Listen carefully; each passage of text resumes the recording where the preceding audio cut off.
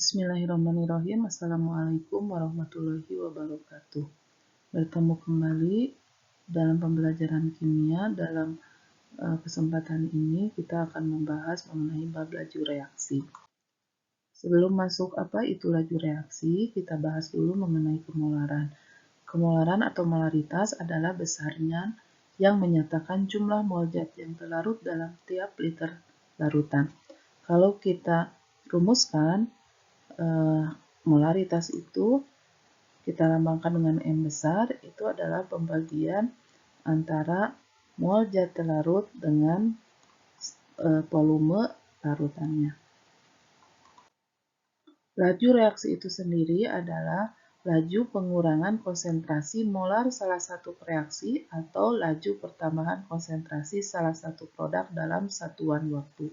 Misalkan, suatu reaksi A berubah menjadi B, di mana A sebagai reaktan dan B sebagai produk, maka laju reaksi terhadap A bisa kita nyatakan sebagai pengurangan konsentrasi A terhadap satuan waktu, dan laju reaksi B dinyatakan sebagai pertambahan konsentrasi B per satuan waktu.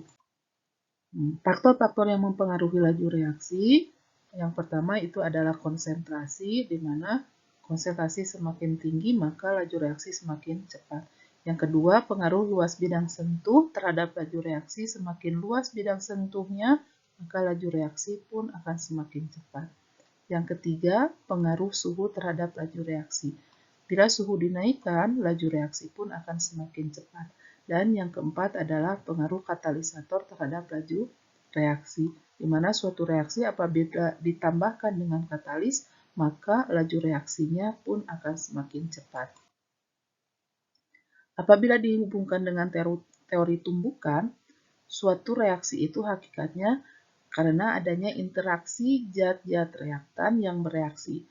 Nah, suatu zat jika bereaksi dengan zat lain, itu akan membuat partikel-partikel antara kedua zat itu saling bertumbukan. Akan tetapi, tidak semua tumbukan mampu menghasilkan reaksi kimia. Hanya tumbukan yang memenuhi energi minimum yang kemudian akan menghasilkan produk.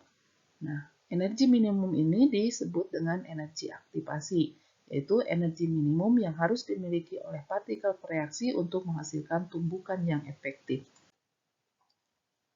Hubungan faktor-faktor yang mempengaruhi laju reaksi dengan teori tumbukan, yang pertama, konsentrasi semakin besar itu menandakan banyaknya partikel-partikel dalam zat bereaksi itu semakin banyak, yang menyebabkan semakin banyaknya kemungkinan untuk terjadi tumbukan, maka reaksi pun akan semakin cepat.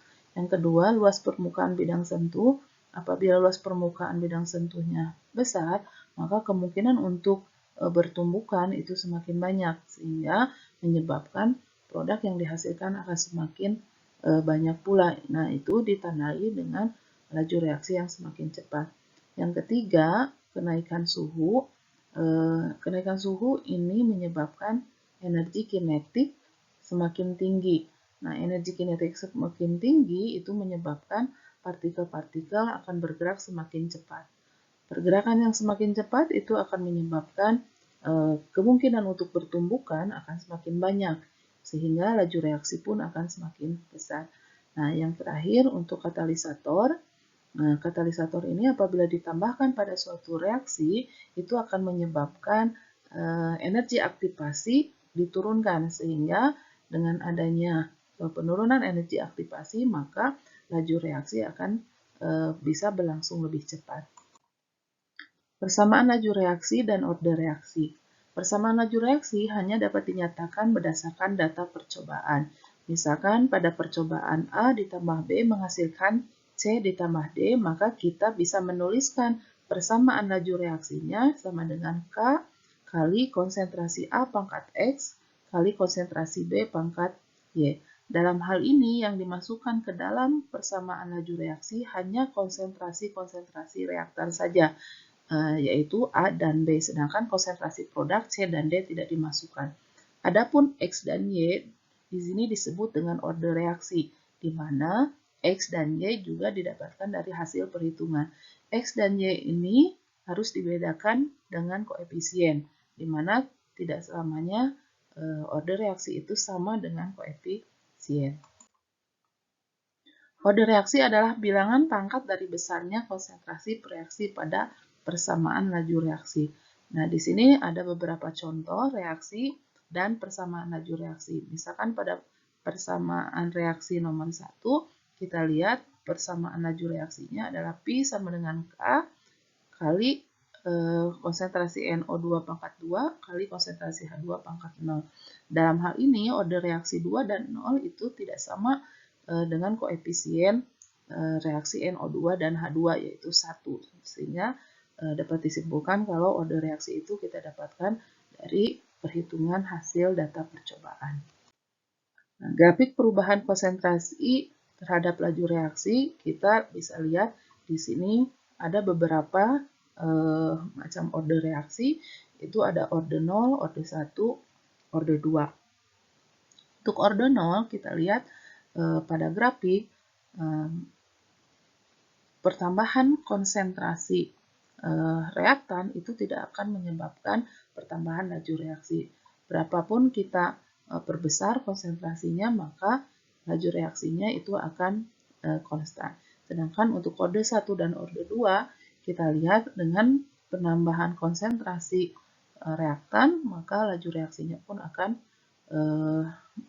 bergerak lebih cepat. Untuk mendapatkan order reaksinya, nanti kita lakukan perbandingan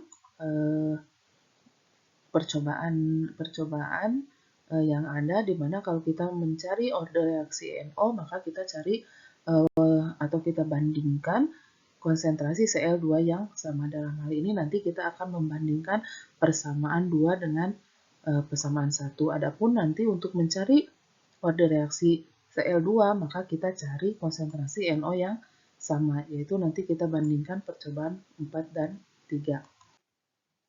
Dari persamaan reaksi 2NO tambah Cl2 menjadi 2NOCl dapat dibuat persamaan laju reaksi sebagai berikut.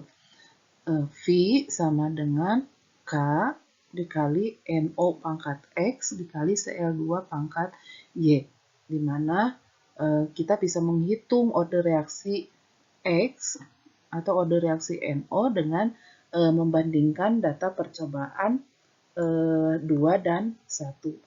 Nah, apabila kita sudah masukkan angka-angkanya, maka akan didapatkan perbandingan 24 dibagi 6 sama dengan 2 pangkat X, sehingga didapatkan nanti X sama dengan 2. Sedangkan untuk order reaksi Y atau order reaksi terhadap Cl2, maka kita bandingkan percobaan 4 dan 3. Dimana setelah kita masukkan angka-angkanya akan kita dapatkan perbandingan 96 banding 48 sama dengan 2 pangkat Y, maka kita akan dapatkan Y sama dengan 1. Untuk order totalnya, kita tinggal menjumlahkan order reaksi yang sudah kita dapatkan, yaitu X ditambah Y, 2 ditambah 1 sama dengan 3. Nah, adapun persamaan laju reaksinya, maka kita tinggal ganti X dan Y dengan order reaksi yang sudah kita hitung. Sehingga kita dapatkan persamaan laju reaksinya Pi sama dengan K kali NO pangkat 2 kali Cl 2 pangkat 1. Demikian pembahasan materi bab laju reaksi. Terima kasih atas perhatiannya. Wassalamualaikum warahmatullahi wabarakatuh.